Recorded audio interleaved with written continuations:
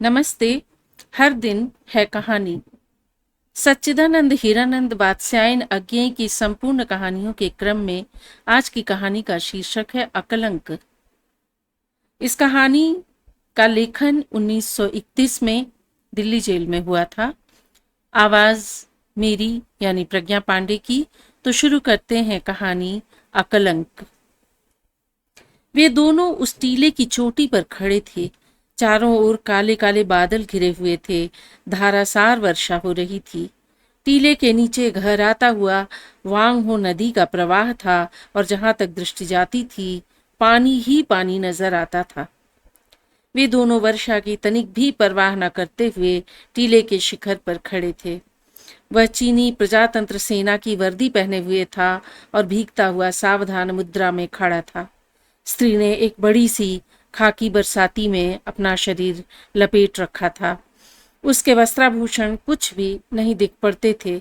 उसने वेदना भरे स्वर में कहा, मार्टिन, तुम्हें भी अपना घर डुबा देना होगा। मेड़ काट देना, नदी स्वयं भर आएगी। मार्टिन कुछ देर चुप रहा, फिर बोला, क्रिस, क्या इसके अतिरिक्त कोई उपाय नहीं है? स्त्री ने चौंक कर कहा, मार्टिन, यह क्या? सेनापति की जो आज्ञा है उसका उल्लंघन करोगे? उल्लंघन नहीं, लेकिन अगर बिना शत्रु को आश्रय दिए ही घर बच जाए तो क्यों न बचा लिया जाए? औरों के भी तो घर थे। वे किसान थे, मैं राष्ट्र का सैनिक हूं। शायद अपने घर की शत्रु से रक्षा कर सकूं। मार्टिन, तुम्हें क्या हो गया है? तुम अकेले क्या करोगे? हम यहां से चले जाएंगे। शत्रु के लिए इतना विशाल भवन छोड़ दोगे तो हमारे बलिदान का क्या लाभ होगा?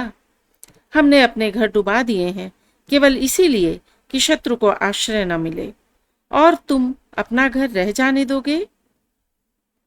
मेरा घर इतना विशाल है कि उसमें समूचा गांव आकर रह सकता है। इसीलिए तो उसे डुबाना अधिक आवश्यक है। मार्टिन, संपत्ति का इतना मोह। मार्टिन को ऐसा प्रतीत हुआ मानो किसी ने उसे थप्पड़ मार दिया हो। तनकर बोला, क्रिस, यह मोह नहीं है। फिर एकाएक पास आकर उसने स्त्री का हाथ पकड़ लिया। क्रिस, अभी तुम्हें नहीं समझा सकूंगा कि क्या चाहता हूं, किंतु विश्वास रखो, मैं जो करना चाहता हूं उसी में देश का भला है। तुम इतना विश्वास नहीं करती? कहकर मार्टिन ने उसे अपनी ओर खींच लिया। स्त्री ने झटक कर हाथ छुड़ा लिया और अलग हटकर खड़ी हो गई। बोली, तुम अपना कर्तव्य नहीं कर रहे। मैं तो यही समझ पाती हूँ। सैनिक हो, सेनापति की आज्ञा का उल्लंघन कर रहे हो। इससे अधिक क्या लाभ सोच रहे हो? कौन गुरुतर कर्तव्य मैं नहीं जानती, न जानना चाहती हूँ। वह घूमकर टीले से उतर चली। मार्टिन क्षण भर तक स्तब्ध रह गया। उसने व्यथित स्वर में फिर पुकारा, क्रिस्टाबेल, क्रिस्टाबेल, किंतु क्रिस्टाबेल ने मुंह फेर कर देखा भी नहीं। मार्टिन ने एक लंबी सांस ली और फिर टीले से दूसरी ओर उतरने लगा। उतरकर वह जल्दी जल्दी कदम रखता हुआ चला। कोई मील भर जाकर वह एक बड़े भवन के पास पहुंच गया। उसने दरवाजे पर से ही आवाज दी, कोई है? एक भृत्य आकर सामने खड़ा हो गया। मार्टिन ने तीव्र दृष्टि से उसकी ओर देखकर कहा, 3 घोड़े ले आओ और पहनने को कपड़े। जीन एक ही घोड़े पर डालना। भृत्य ने अत्यंत विस्मय के स्वर में कहा, यहीं पर? हाँ, यहीं, फौरन। भृत्य भवन के अंदर गया और कपड़े ले आया। मार्टिन ने कपड़े ले लिए और बोला, कपड़े मैं स्वयं पहन लूंगा, तुम घोड़े ले आओ। भृत्य चुपचाप चला गया। जब वह घोड़े लेकर आया तब मार्टिन वस्त्र बदल चुका था और घुड़सवारी के उपयुक्त वेश में खड़ा था। घोड़ों के आते ही वह एक पर सवार हो गया और बोला, मेरी बंदूक ले आओ। भृत्य दौड़कर बंदूक ले आया। फिर उसने आदर भाव से पूछा, कब लौटना होगा? मार्टिन ने घोड़े को एड़ लगाते हुए कहा, तुमसे मतलब? थोड़ी देर में घुड़सवार, उसका घोड़ा और उसके अनुगामी दोनों घोड़े भी आंखों से ओझल हो गए। भृत्य तब तक वहीं खड़ा उसे देखता रहा। विस्मय का भाव उसके मुख पर उसी भांति बना रहा। तुमने सुना? मार्टिन द्रोही है। क्यों? कैसे? क्या हुआ? वर्षा हो रही थी। एक छोटे से मैदान में बहुत से स्त्री पुरुष एकत्र थे। प्रत्येक के पास एक आध छोटी गठरी थी जिसमें उन्होंने अपनी ऐहिक संपत्ति बांध रखी थी। किसी किसी भाग्यशाली के पास एक गधा भी था जिस पर उसने सामान लाद रखा था। अनेक स्त्रियों को घेरे हुए या उनकी गोद में छोटे छोटे बच्चे भी थे। सब के सब सर्दी से ठिठुर रहे थे, किंतु कोई भी इसकी शिकायत नहीं कर रहा था। सबके मन में एक ही भाव था कि अगर हमारे मन में छिपी हुई पीड़ा और अशांति व्यक्त हो जाएगी तो फिर हमारा साहस टूट जाएगा। उस मूक अभिमान के कारण ही वे अब तक बचे हुए थे। उन्हें उस स्थान पर, उस दशा में एक ही रात काटनी थी, क्योंकि प्रातःकाल ही उन्हें ले जाने के लिए दूसरे गांव से घोड़े आने वाले थे। फिर भी वे किसान थे, गरीब थे, अपनी 2 हाथ भूमि और 2 मुट्ठी अन्न को प्राणों से भी अधिक चाहते थे। रात के 10 बज चुके थे। कृषक समूह जो अब तक प्रतीक्षापूर्ण नेत्रों से मार्टिन के घर की ओर देख रहा था, अब यह समाचार पाकर सिहर उठा। क्यों? कैसे? क्या हुआ? तुमने सुना नहीं? उसने कहा है कि मैं सेनापति की आज्ञा मानने को बाध्य नहीं हूं। जो अच्छा समझूंगा करूंगा। तुमसे किसने कहा? क्रिस्टाबेल उसे कहने गई थी, उसी से उसने यह बात कही है। उसके बाद ही वह घर से 3 घोड़े लेकर कहीं चला गया है। लोग अब तक थके हुए और उन्मन बैठे थे, अब मनोवेदना की तंद्रा से जागे और पूछने लगे, अब क्या होगा? अनेक मुखों से अनेक प्रकार की आलोचनाएं होने लगीं। होना क्या? द्रोही है तो कोर्ट मार्शल होगा। द्रोही नहीं बल्कि कायर है। द्रोह करने के लिए भी हिम्मत चाहिए। कायर को भी कोर्ट मार्शल से प्राणदंड मिलेगा। अब तक हम उसे कितना अच्छा समझते थे।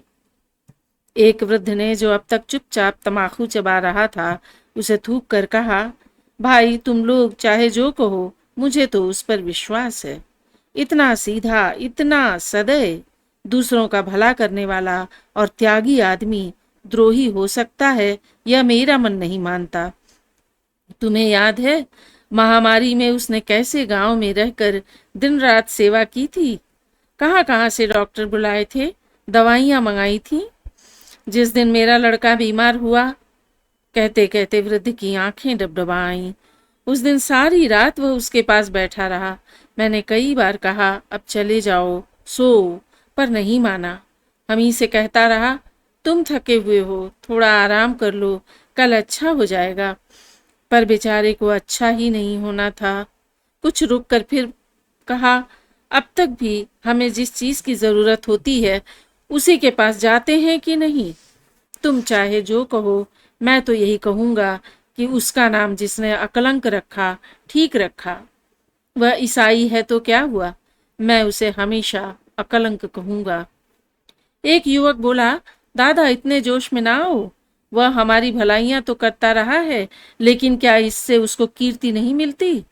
और फिर जो भीरू होते हैं वे प्रायः अच्छे ही जान पड़ते हैं, क्योंकि उनमें बुरा करने की हिम्मत ही नहीं होती। विषय ऐसा था कि प्रातःकाल होने तक समाप्त न होता, पर एकाएक कुछ दूर से एक स्त्री के चीखने का स्वर आया। लोग चौंक कर चुप हो गए। 2-3 ने पुकार कर पूछा, क्या हुआ? किंतु यह प्रश्न व्यर्थ था, इसका कोई उत्तर भी नहीं मिला। एक विधवा की लड़की 5-6 दिन से निमोनिया से पीड़ित थी। वह इस घोर शीत को नहीं सह सकी। एक ही हिचकी के झटके से वह इस लोक के बंधन तोड़कर चली गई थी। उसी की माता रो रही थी। लोगों का साहस टूटने के बहुत निकट पहुंच गया। उन्हें एकाएक अपने जीवन की क्षुद्रता और असारता का बोध हो आया। ऐसा प्रतीत होने लगा कि कोई अदृश्य भैरव और निर्दय अनिष्ट उनके सिर पर मंडरा रहा है। उस अमानुषी शक्ति की उपस्थिति के ज्ञान से सब एकाएक स्तब्ध होकर एक दूसरे का मुख देखने लगे, किंतु कोई किसी से आंख नहीं मिलाता था, मानो इसी आशंका से कि जो भय उनकी आंखों में था उसी की प्रतिच्छाया दूसरों की आंखों में न दिख जाए। एकाएक दूर घोड़े की टाप सुनाई पड़ी, कभी भूमि पर पड़ती हुई कठोर टप टप टप टप टप टप टप, फिर कुछ देर के लिए कीच पानी में छिप छिप छिप छिप छिप छिप। किसी ने कहा, क्रिस्टाबेल लौट आई। लेकिन यह तो 2-3 घोड़ों का स्वर है। इस समस्या का हल अपने आप हो गया। घोड़े उसी मैदान के सिरे पर आकर रुक गए। 2 घोड़ों पर बरसाती से बंधे हुए बोझ लदे थे। तीसरे पर सवार था। सवार ने उस रोती हुई वृद्धा से पूछा, क्या हुआ? स्वर मार्टिन का था। वृद्धा ने कोई उत्तर नहीं दिया और भी जोर से रोने लगी। मार्टिन घोड़े पर से उतर पड़ा। देखकर स्थिति समझ गया। सकरून स्वर से बोला, माई, तुम मेरे घर चलो ना। घर? घर कहाँ है? सब तो डूब गए। मेरा घर बाकी है। तुम कौन हो? पास बैठे हुए एक युवक ने तिरस्कारपूर्ण स्वर में जोर से कहा, ये हैं अकलंक, हमारे गांव के रक्षक। मार्टिन चौंका। एक बार उसने चारों ओर देखा, फिर उसे कुछ याद आया। जिस घोर प्रयास से उसने अपने को वश में किया, उसके लक्षण उसके मुख पर स्पष्ट दिखते थे। फिर वह सबकी ओर उन्मुख होकर बोला, तुम सब चाहो तो मेरे घर चल कर रहो, मैं तुम्हारी रक्षा करूंगा। कोई उत्तर नहीं मिला। मार्टिन फिर कुछ कांपते से स्वर में बोला, माई, तुम तो चलो, शायद मैं इस लड़की की कुछ दवा दारू कर सकूं। जब कोई नहीं जाता तब मैं भी सब सह लूंगी। लड़की तो अब मर चुकी है। मैं कायर नहीं हूं। मार्टिन ने सिर झुका लिया। घोड़े की लगाम पकड़कर धीरे धीरे आगे चल दिया। कुछ बोल नहीं सका। पीछे से हंसी की, तिरस्कारपूर्ण हंसी की ध्वनि आई। 2-3 स्वरों ने एक साथ ही कहा, अकलंक, कायर। घर के आगे पहुंचकर मार्टिन ने स्वयं ही घोड़ों पर से बोझ उतारा और एक एक को उठाकर भीतर ले गया। उसके पैरों के शब्द सुनकर जो नौकर देखने आया था, वह चुपचाप खड़ा देखता रहा। उसे इतना साहस भी नहीं हुआ कि आगे बढ़कर सामान उठाने की चेष्टा करे। मार्टिन ने स्वयं ही उससे कहा, घोड़ों को ले जाओ।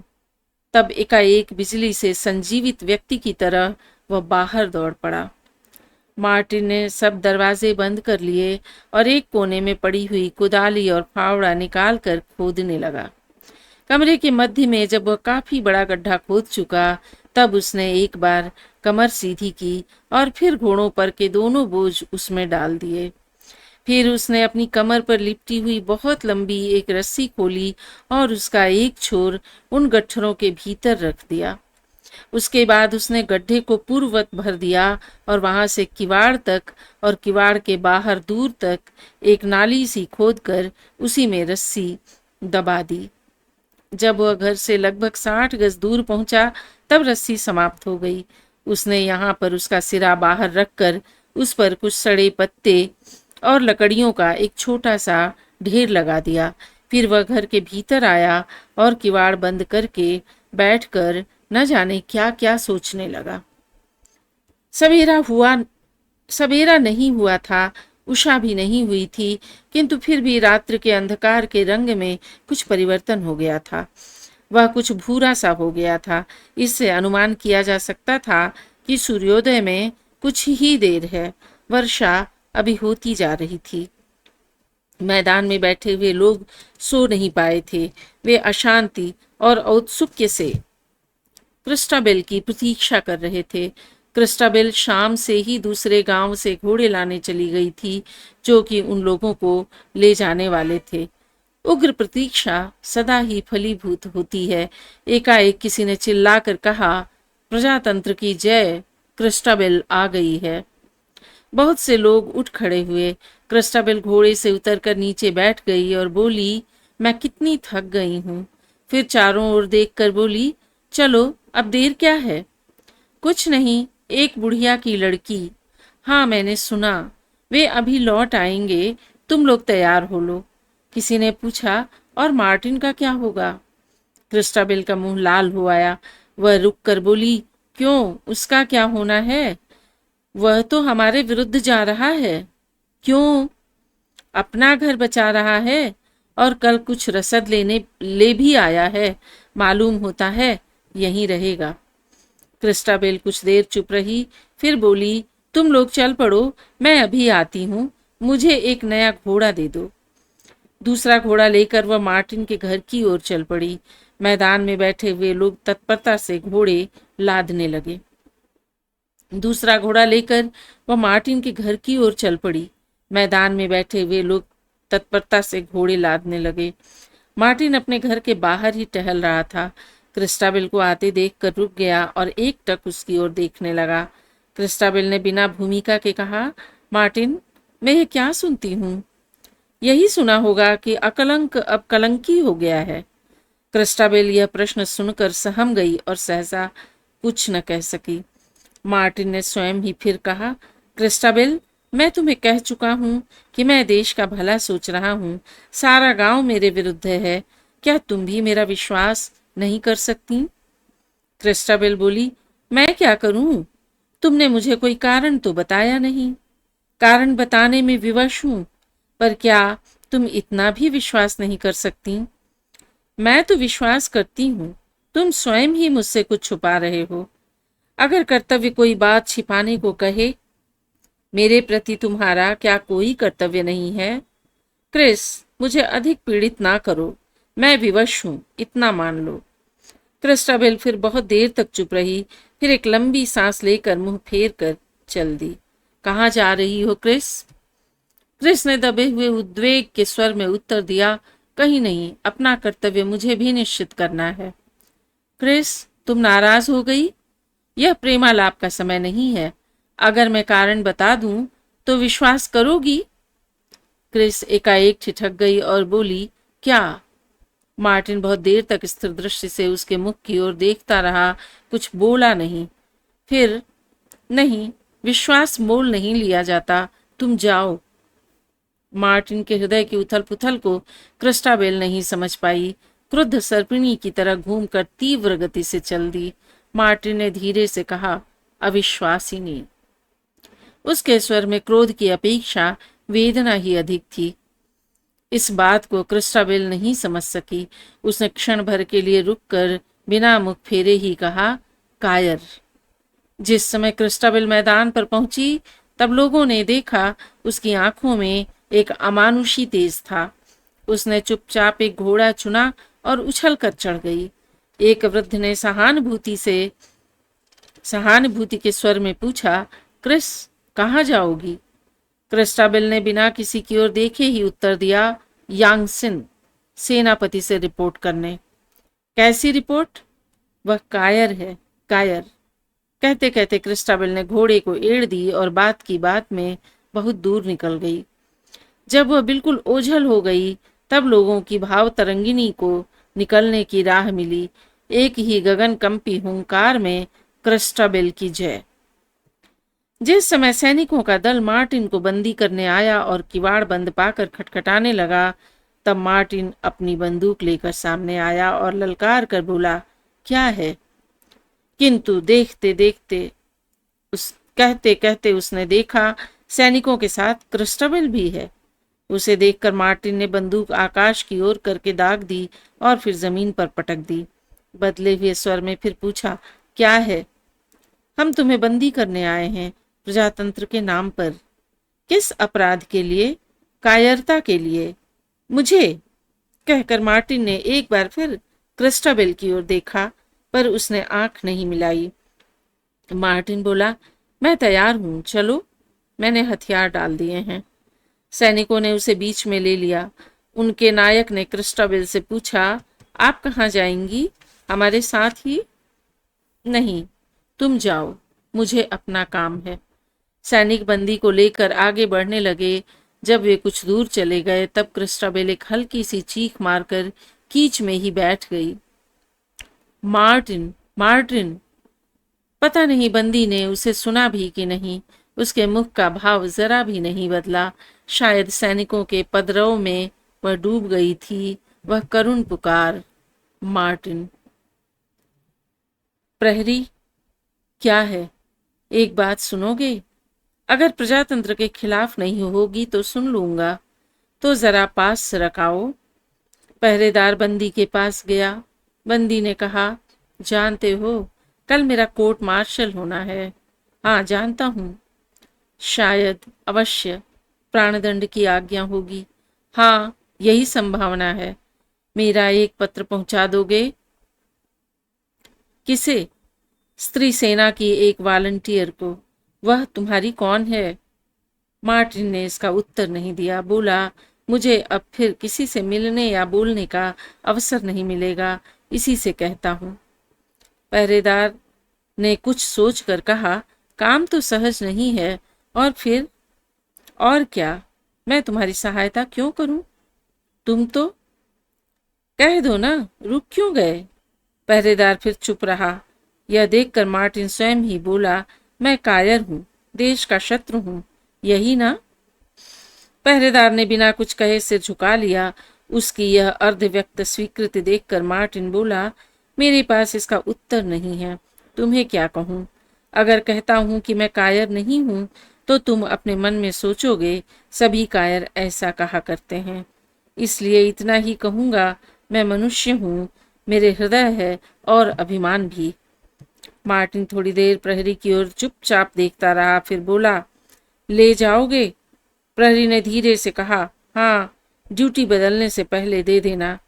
मैंने लिख रखा है, अभी ले लो, कोई नहीं देख रहा है। यह कहकर मार्टिन ने शीघ्रता से एक छोटा सा पुर्जा सिपाही की ओर बढ़ा दिया।